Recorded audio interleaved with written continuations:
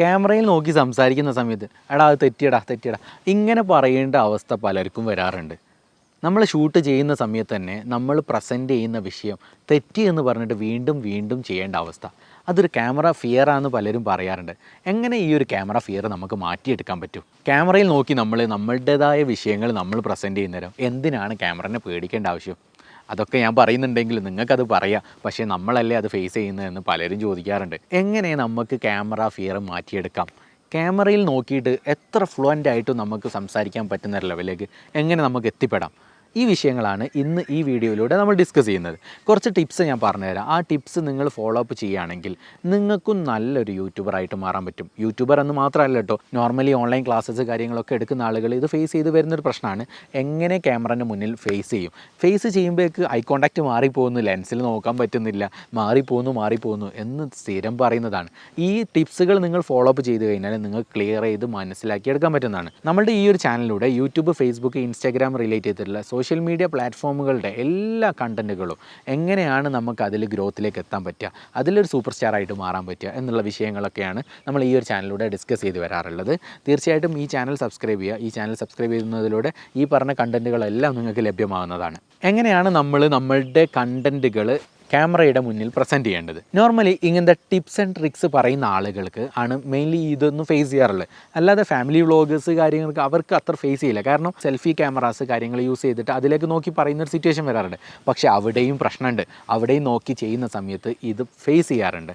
എങ്ങനെ ഈ ഒരു പ്രശ്നത്തെ നമുക്ക് മറികടന്ന് എടുക്കാൻ പറ്റും? ഇത് മറികടക്കാനുള്ള ഒരേ ഒരു മാർഗ്ഗമാണെന്ന് പറഞ്ഞാൽ നമ്മൾ പ്രാക്ടീസ് ചെയ്യുക എന്നുള്ളത്. പ്രാക്ടീസ് ചെയ്യാതെ എനിക്കത് ക്യാമറേൻ്റെ മുന്നിൽ പ്രസൻറ്റ് ചെയ്യാൻ വളരെ പേടിയാണ്. ക്യാമറ മുന്നിൽ കൊണ്ടുവച്ച് ലൈറ്റൊക്കെ ഓൺ ചെയ്ത് വെക്കുമ്പോഴേക്ക് എനിക്ക് പേടിയാവുകയാണ്. എൻ്റെ ഉള്ളിൽ കാര്യങ്ങളെല്ലാം ഉണ്ട്, പക്ഷേ എങ്ങനെ പ്രസൻറ്റ് ചെയ്യണമെന്ന് അറിയില്ല. ഞാൻ ഈ ഒരു ഫീൽഡിൽ നല്ല എക്സ്പേർട്ടാണ്, പക്ഷേ ഈ എക്സ്പേർട്ടായിട്ടുള്ള വിഷയം തന്നെ എനിക്ക് എങ്ങനെയാണ് എക്സ്പ്രസ് ചെയ്യേണ്ടതെന്ന് അറിയുന്നില്ല എന്ന് പലരും പറയുന്ന പ്രശ്നമാണ്. അതിന് ചെയ്യാനുള്ള ഒരേ ഒരു മാർഗ്ഗം എന്ന് പറഞ്ഞു കഴിഞ്ഞാൽ നമ്മൾ ക്യാമറയിൽ നോക്കിയിട്ട് തന്നെ പ്രാക്ടീസ് ചെയ്യുക. ചില ആളുകൾ പറയാറുണ്ട് മിറർ ടോക്ക് ചെയ്യാൻ. മിററിൻ്റെ മുന്നിൽ, കണ്ണാടിയുടെ മുന്നിൽ പോയിട്ട് കണ്ണാടിയുടെ മുന്നിലായിട്ട് നമ്മൾ പ്രസൻറ്റ് ചെയ്യുക. അങ്ങനെ പ്രസൻറ്റ് ചെയ്യുന്ന സമയത്ത് ഒരു പ്രശ്നം വരുന്നത് നമ്മൾ തന്നെ ഓരോ ഇമോഷൻസ് ക്രിയേറ്റ് ചെയ്യാൻ നോക്കും. അതിൽ നോക്കിയിട്ട് നമ്മളുടെ ശ്രദ്ധകളും പലതും മാറിപ്പോവും. പക്ഷേ അതിനോണ്ട് ഒരു ബെനിഫിറ്റും നമുക്ക് കിട്ടില്ല. നിങ്ങൾ ചെയ്യേണ്ടത് ഈ ഒരു കാര്യങ്ങളൊക്കെയാണ്. അതായത് ഫസ്റ്റ് തന്നെ നമ്മളുടെ മൊബൈലിൽ നോക്കിയിട്ട് പ്രാക്ടീസ് ചെയ്യാൻ നോക്കുക. നമ്മൾ മൊബൈലിൽ നോക്കുന്നേരം നേരെ മൊബൈൽ പിടിച്ചിട്ട് അതിൻ്റെ സ്ക്രീനിലേക്ക് നോക്കുന്നതിന് പകരം അതിൻ്റെ സെൽഫി ക്യാമറയിലേക്ക് നോക്കുക. ക്യാമറ കണ്ണുകളിലേക്ക് നോക്കിയിട്ട് നമ്മൾ പ്രാക്ടീസ് ചെയ്യാൻ ശ്രമിക്കുക.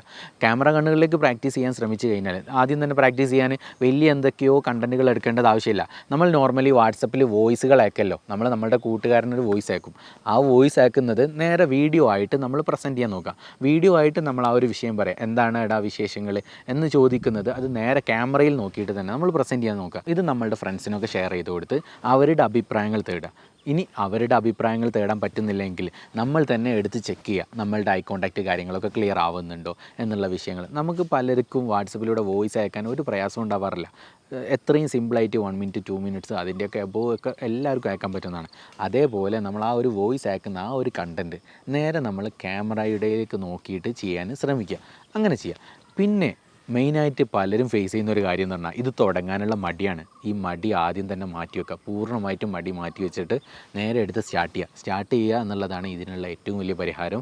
ആരുടെയും മുന്നിൽ തന്നെ പോയിട്ട് ചെയ്യണമെന്നൊന്നുമില്ല. നമുക്ക് തന്നെ ഒറ്റയ്ക്ക് ഇരുന്നിട്ട് നമുക്ക് നന്നായിട്ട് പ്രാക്ടീസ് ചെയ്ത് കഴിഞ്ഞാൽ അതിൻ്റെ റിസൾട്ട് എന്തായാലും ഉണ്ടാവും. കണ്ടൻറ്റ് പ്രിപ്പയർ ചെയ്യേണ്ടത് എങ്ങനെയാണെന്നുള്ളത് കഴിഞ്ഞ വീഡിയോയിൽ നമ്മൾ ഡിസ്കസ് ചെയ്തിട്ടുള്ള വിഷയമാണ്. അപ്പോൾ ആ ഒരു വീഡിയോ കണ്ടു കഴിഞ്ഞാൽ നിങ്ങൾക്കത് എങ്ങനെയാണെന്നുള്ളത് ക്ലിയർ ആയിട്ട് മനസ്സിലാവുന്നതാണ്. ഇനി അടുത്തൊരു വീഡിയോയുമായിട്ട് നാളെ വൈകിട്ട് 5 മണിക്ക് നമുക്ക് വീണ്ടും കാണാം. Okay, thank you.